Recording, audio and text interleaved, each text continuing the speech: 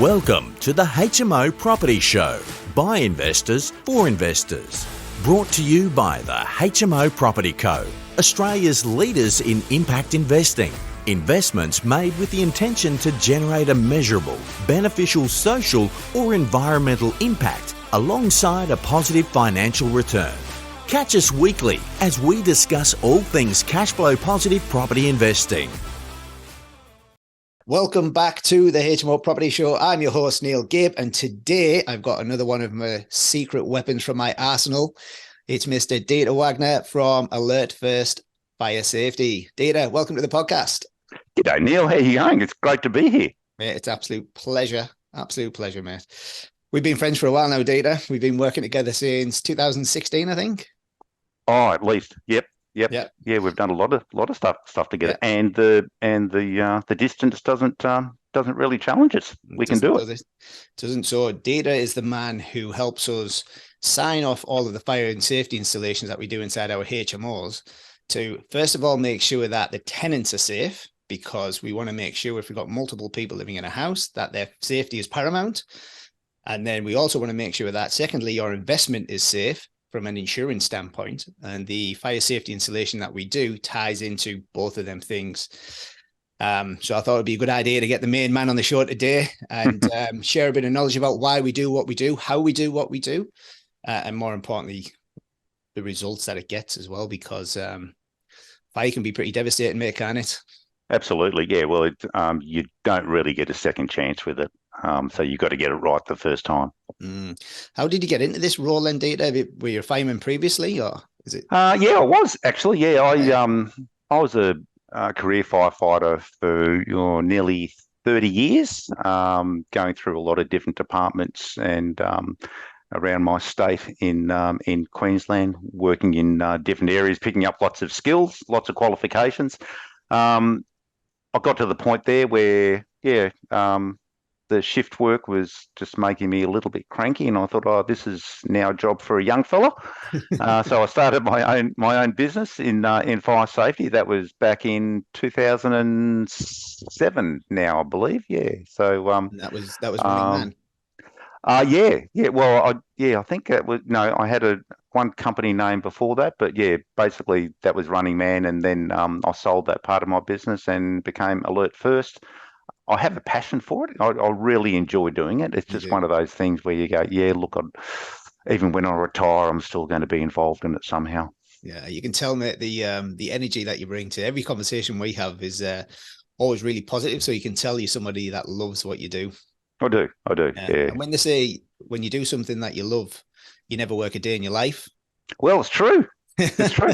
And look, and things are changing. There's a lot of different things that change. Keeping on top of it, that's not Australian standards or legislation, codes. All those things change. It's a very dynamic environment, and I like to keep on top of all that. So I'm always reading or always studying, and I enjoy doing it. Because they're always changing standards, legislation, codes, and new revisions. They've actually just brought out a new medium density development code in Western Australia, which means subdivisions are now changing as well. Doesn't really tie into what we're talking about today, but it's something as a developer we need to keep an eye on. So it does change, and that's one of the things for your clients. The clients need to feel comfortable that you're actually that you're along for the ride with them, and they need to feel confident that that you know what you're doing and keeping abreast of those changes. Yep. Between us, we've done over 100. I think it's close to like 110, 112 fire and safety installs right across Western Australia, mate. So again, thank you for your help. It's incredible when we look at the numbers. It is. Yeah. That's great. That's great. And it's and it's still as much fun as it was the first time we did it. That's it. But I'm guessing, like, as a fireman back in the days, you've probably seen some pretty gruesome stuff as well, which is why this kind of led you into this as well. Is that right? Oh, look, I'd say so, Neil. Yeah, a lot of the, depending on where I was stationed, we would get a lot of domestic type fires and a lot of residential fires. And those ones, you sort of come out thinking those people are very lucky, or those people aren't so lucky because they may have lost family members or pets or their property. So you sort of think, and it's a really, really fine line between getting it right in the workplace or even in your house. It's a fine line between how the risk profile changes by not doing anything or being prepared for a fire. Do you think a lot of people that live in their own house are very lax about the fire safety installation that they've got in there? Oh, look, I would say yes. A lot of the properties that I see, I'll walk into a house, talk to the owners or the tenants, and they'll say, "Oh no, look, we've got a smoke alarm. There's a smoke alarm up there," and I'll have a look at it and I'll go, "Yes, you've got a smoke alarm, but I can guarantee you it's not working because you can see smoke alarms, for example, if the colour of the smoke alarm, the plastic on it has gone that deep yellow that plastic gets after 6, 7, 8 years, it's fair to say that smoke alarm is past its use by date. And if it's a battery alarm, who's to say that there's no battery in it? So look, there's a lot to it. Just saying I've got one screwed to the ceiling isn't a guarantee that it's going to work when you need it to. Yeah, and the cost to replace these, even if we replace them every 5 years, it's minimal in the grand scheme of things, isn't it? Absolutely. They are. They're not a set and forget item. That the whole idea of a smoke alarm is to wake people up. It's to wake people up when they're in bed, when they're asleep at night time, and a fire starts. Look, about 40% of fires in our houses start through an electrical fault, and then the remainder of those are going to be from candles, naked flames, cooking. But a lot of fires will start at 2 o'clock in the morning, and at 2 o'clock in the morning, we're going to be asleep. And when we're asleep, we can't smell. We don't smell the smoke. That's why we need the smoke alarms to do that job for us. And every property that I go into, Neil, I give it the family test. I look at it and go, would I be comfortable with my children sleeping in this property? And if it's no, then it's time to make those changes. It's time to convince the owners that they've got to upgrade their systems, their smoke alarm systems. Well, before we get into the nuts and bolts of the installation that we do in our HMOs, do you want to give anybody that's listening 3 tips that they can take right now to check if the smoke alarms are effective or need replacing? Right. First one, make sure that you've got them. Make sure that you've actually got smoke alarms. They're going to be that round or that rectangular plastic thing screwed to the ceiling. In an average house, and all this does depend on where you live, but I will say that an average house needs a minimum of 2 smoke alarms. You'll read through legislation across the various states where it might say 1 smoke alarm per level, but all that depends on where the smoke alarms are. So 1, you want to make sure that you've got them. 2, you want to clean them every 12 months by giving them a good vacuum. And number 3 is to actually see, if you open them, when you change the batteries, you'll see a date.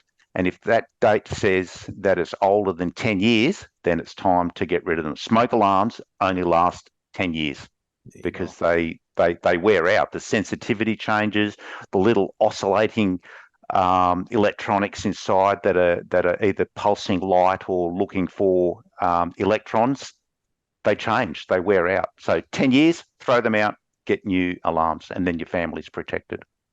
And there's 2 different types of smoke alarms, isn't there? Which one should we be looking at most? Look, there are 2. One's a photoelectric alarm, and the other one is an ionisation alarm. Both will work, but for the sort of fires that we experience in our houses, it's a really carbonaceous sort of fire. It's there's a lot of fabrics, a lot of man-made fibres. It's a lot of plastics and oil-based products. So those sort of fires produce a lot of thick smoke. A photoelectric alarm is the one that you want in your house because that's going to pick up those products of combustion. That means that the smoke alarm can actually see the smoke that's coming up to the ceiling and going into the alarm. An ionisation alarm is an older type of alarm, and you'll notice that I've called it an ionisation alarm. It's not an ionisation smoke alarm, because it doesn't actually detect smoke. An ionisation alarm has got a radioactive trefoil on the inside of it. Those alarms were originally designed as a gas alarm, and they're used for when you can't see the products of combustion. So let's say that you turn your gas cooker on, you turn the flame on. If you had an ionisation alarm, that would actually trigger because it's combusting, but there's no smoke. It's just the gas that's coming off from that burnt flame. So we don't tend to get those sorts of fires in our houses. So so the lesson is photoelectric. In fact, it's really hard to get ionisation alarms, but if you've got them, I do encourage people to take them out and change them for photoelectric. Is there a quick check we can do to check if we've got one or the other? Generally, if it's a really old alarm, it's highly likely. And if it's an alarm called a first alert, not alert first, which is my business, if it's an alarm called first alert and it's gone yellow, the plastic's gone yellow on the outside, it's probably going to be an ionisation alarm. But if you flip them down, if you flip the lid down on the alarms, you'll see that, and if you think of the radioactive trefoil, which is those, it's a yellow circle and it's got those 3 black triangles that looks like it's radioactive. That's what you're looking for inside that alarm, and that'll tell you that it's ionisation. So those are the ones that we want to get out of our homes. Yeah. So take them out, put the photoelectrics in, and then you're giving yourself a chance. Absolutely. Yeah. Fantastic. Yeah.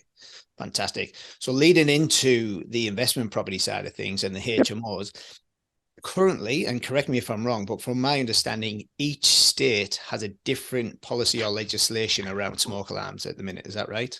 Look, pretty much.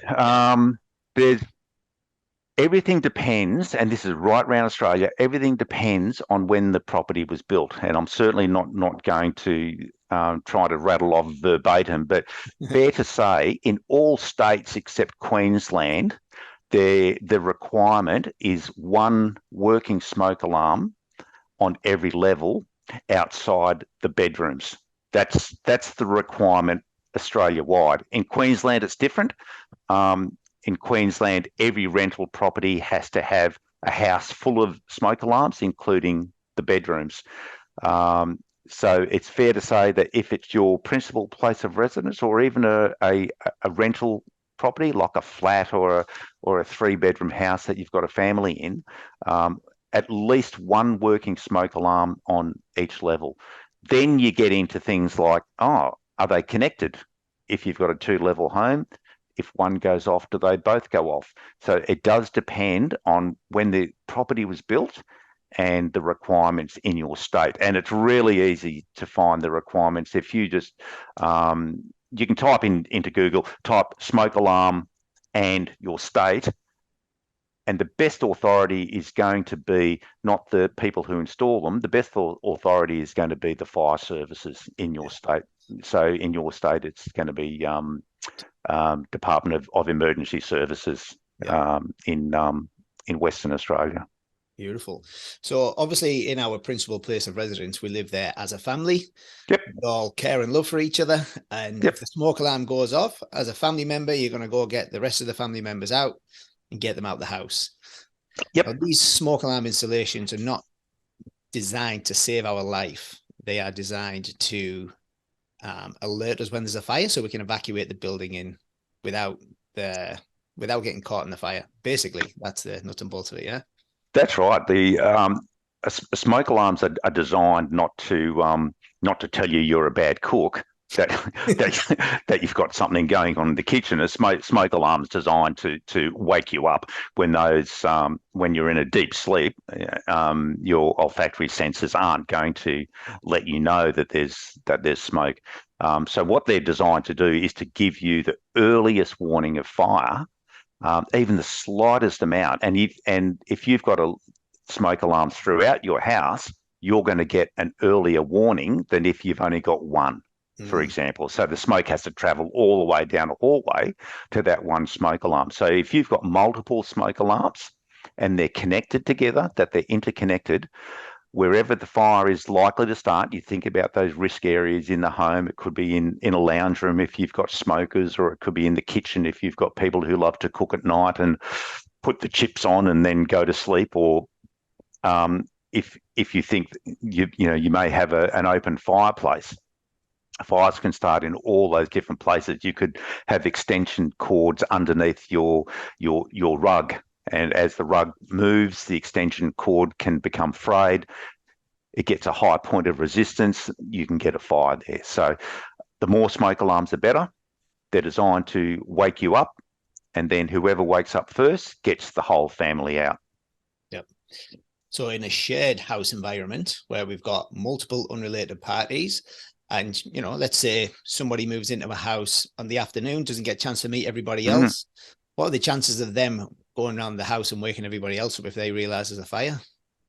It's one of those things that in a shared environment, that people tend to be, and every house is going to be different, but people tend to be a little bit separate, and that's why in a property where we've got multiple households, that we always put in extra smoke alarms. We have smoke alarms in the bedrooms, and we have smoke alarms in all the hallways and in those common areas. And the idea behind that is we're protecting each other from what each other might be doing.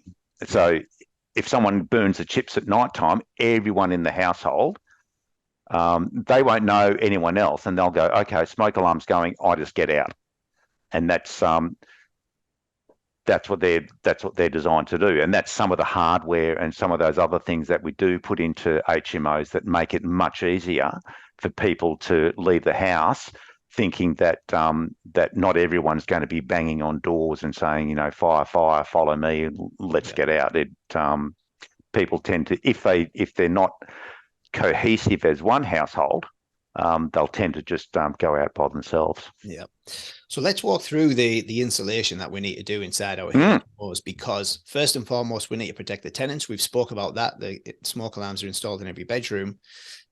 But how do we know that smoke alarm system works, and what else do we need to do to protect our asset, which is the investment property that we built or purchased, so that if there is a fire, we know that the insurance company is going to pay out. So Dieter and Karen Tacken, Karen is going to be on the podcast next week or the week after. It depends how busy she is and where she can fit us in a schedule. But Dieter and Karen have worked together for how many years? Oh, many years now. Yeah, Karen is the shared house, lodging house, boarding house specialist when it comes to insurance. And if we do the installation that Dieter recommends, that ties in well with the insurance policy, and then Dieter issues a certificate to say that this installation has been installed to these standards and it's fit for purpose for the next 12 months. All right? That's right. There's a lot of things that we do install. Yeah. Do you want to take us through them? Sure. Okay. One of the things that we've worked closely with the insurance underwriters is to get the mix just right for an HMO style property. And there's 5 key areas that we look at in improving the fire safety in an HMO environment. And one of those is an interconnected photoelectric smoke alarm system, and that's having smoke alarms in all the bedrooms in the common areas. And if it's a 2-level, we have interconnected between the levels as well. The other important thing that we put in these systems is that we put in what's called evacuation lighting. Now, evacuation lighting isn't the green man that sits above the door, which is the running man. That's an exit sign. This is evacuation lighting, and this is lighting which is like a down light that activates when the smoke alarms do. They just look like an ordinary light. The house looks just like an ordinary house, but when the smoke alarms go off, importantly, it lights up the way. So it's not always going to be convenient that it's going to be at 9 o'clock at night when there's lights still on. You can be sure that things are going to happen at 2 o'clock when everyone's asleep. So the lights come on. The stairways, if it's dual story, the stairway is going to be lit, and the front door is going to be lit. And the third part that we've talked about smoke alarms, we've talked about evacuation lights. The other thing that we install are going to be it's exit door hardware, and that's a prescribed piece of hardware or a special door handle that goes on to the front door, or in this case, the front door becomes the exit door, and it has to have particular hardware on it, which is a single lever action. There's also a magnet or a hook or something to hold the door open. The reason we have the hook on the door is that the person who goes through, the first person to go through to get outside, they'll open the door onto the magnet holder, and then the door is open for those following up behind. And the whole idea behind having a single lever action came about that if someone was helping someone out of the building, or if someone was carrying something, or if someone had a burnt hand, they could use their elbow, push down on the lever, and then the door would unlock. So it's really important to get the door hardware right. It's not intrusive. It's not like a big bar, like a panic bar that goes across the door. It's just a particular action in the door hardware. Yeah, there's specific locks out there in the market that we can get. Absolutely. When we did a lot of renovations, they retrofit exactly over the old door handle. We used to take them out, put the new one in, job done. It's pretty straightforward. It's a standard 54 mil hole in most cases, and the hardware just goes straight in. So we've got the smoke alarms. We've got they're hardwired, interconnected with each other. So if one goes off, they all go off together. We've got the evacuation lighting that activates when the smoke alarms activate. So if it's the middle of the night, people can see how to get out of the house. We've got the exit hardware on the door as well, so that people can get out of the door. It's always free to exit. It can never lock from the inside. Correct. That's right. The handle is always free. Yeah. So there's 3 out of 5. What are the other 2 things? The other 2 things, now these 2 things are the ones that we came up with the insurance company, and the insurance company said, okay, we've got those occupant protection features so that people can actually get out of the house easily. And then they've added 2 extra things which aren't onerous. And those 2 extra things, one is portable firefighting equipment, or a fire extinguisher and or a fire blanket. Normally it'll be a fire extinguisher that's installed in a central part of the house. I know in the properties that we do for Neil, you've always got the fire extinguisher in the same point, so we always know where the extinguisher is going to be. The extinguisher we use is a powder extinguisher, which is a general purpose fire extinguisher, and that can be used for any types of fire that you're going to find in those households. But the beauty is that we've prescribed something that's not the same size as a aerosol can of fly spray. It's actually a decent size, but it's only 2.5 kilos, so it's light enough for anyone to use, but it's got enough extinguishing medium that it's going to put out pretty much any fire that the smoke alarms have told you about. Cool. So 2.5 kilo dry chemical powder, is that the name of it? That's it. Yep. DCP. Yep. Excellent. And then last but not least, the last thing that we install in the houses, and these are evacuation signs. And in any building that you go into, you'll go into a major shopping centre, or you'll go into an office building, and you'll see evacuation signs. They'll be scattered around the walls of the building, and they'll have a little thing that says "you are here," and that's the reference point to where you are and to where you need to get to. So the evacuation signs are on the backs of the bedroom doors in all your properties, and that shows the residents that, okay, I'm standing here, I open the door, I know that I've got to go left or right, and they follow the arrow to the assembly point. But there's also other important information on that sign, such as the address. So if you're ringing 000, oh my God, what's the address? There it is, huge letters, black and white. What address are you calling from? I'm calling from 45 Smith Street in Jonesville, or wherever it is. Yeah. So, and it's also got on there, it's got what we call the standard fire orders, which is RACE, and people would have seen those on evacuation signs as well. So they're compliant with a particular Australian standard, and I find that an absolute asset, because if you've got people who may only stay 6 months or 12 months, it sometimes you get a bit of a turnover in tenants. So it's always good to know that when they go into this room, they may have just come from another HMO property, and straight away they can see on the door, okay, this is where I am in the house. This is where the extinguisher is. This is where the common areas are. And most importantly, this is where the exit door is and where I've got to meet the other people from the house. Yeah. Now, thank you for sharing that, mate. I want to emphasize to all the listeners that at the HMO Property Co, we will not manage a HMO unless it's got this fire safety installation in place and it is maintained as well. Yep. Safety is paramount. I used to work in the oil and gas industry. I am a bit of a freak of nature when it comes to health and safety. When the girls try to water the plants in the office and they get up on the step ladders, I freak out. And so I am serious when I say we will not manage properties without this installation, because we do not want to be responsible for anybody getting injured or even worse, potentially dying inside these properties due to a fire when we could have done something about it. But the installations is only as good as it is on the day that it's installed, Dieter. Is that right? That's it. That's right. And it has to be maintained. Yeah. So what's the maintenance requirements on these systems? So you've got, with your smoke alarms, there's, look, in a perfect world, manufacturer's recommendation on a smoke alarm say that they should be tested monthly, but we know that that generally isn't going to happen. But what we do find is that when a managing agent or someone responsible for the property goes to the house, we just ask them, hey, can you just hit one of the alarms? Let's just make sure that the 240 volt is connected and that they're working correctly. And then every 6 months, we record another test.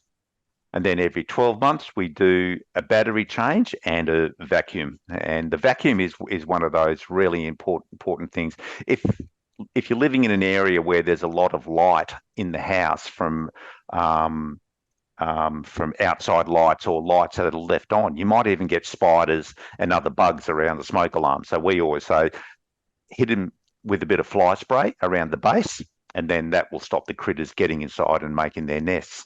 So we've got the smoke alarms. When we test the smoke alarms, we make sure that that evacuation light or lights come on. So that's really important. That's part of the test. Yeah. The extinguishers have to be done 6 monthly. That's an Australian standard requirement. And then we also test the door hardware just to make sure that it's functioning, that the holdback device is clipping on or it's sitting on the magnet or the hook works. And lastly, we make sure that all the evacuation signs are sitting in those rooms and they're firmly affixed to the backs of those bedroom doors. Yep. First and foremost, make sure nobody's in bed when you test the smoke alarms. Yep. Oh my word, these things are incredibly loud. They're very, very loud. You've got 9 to 10 smoke alarms going off, all in 150 square meters of housing. It's pretty loud. Well, you'll probably find that it's about we call it at the pillow, and the sound rating or the decibel reading at the pillow is normally going to be around 80 decibels, which is pretty loud, and so that's anyone's got to wake up from that. Yeah. Now, this may have sounded quite complex to a lot of people, and I appreciate that. I'm an electrician background, so when Dieter told me what the requirement was, I was like, oh, this is pretty straightforward. Yeah, I can do this.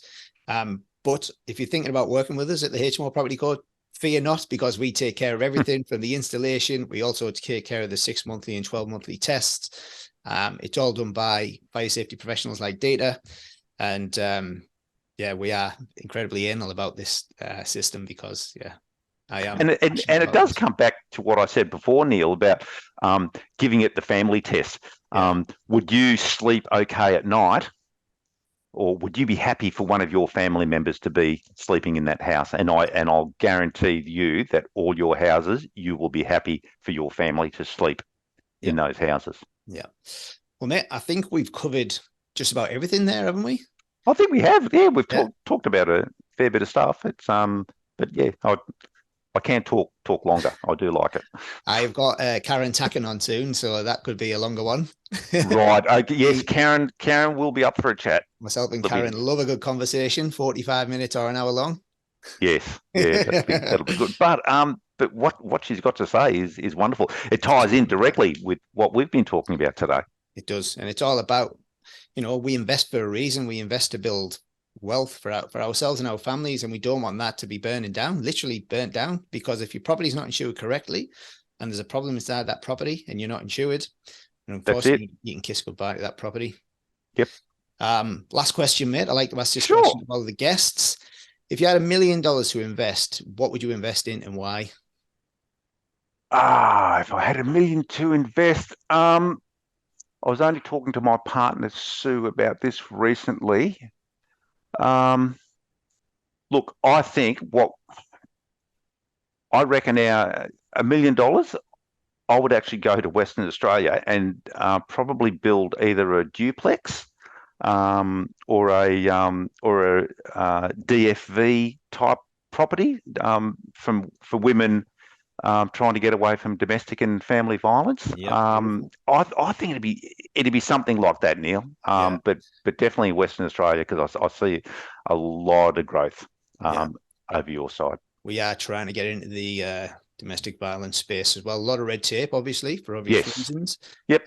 But we believe that the product that we've got in the market can help. And we've already got some really cool partnerships with Red Cross and Vinnie's.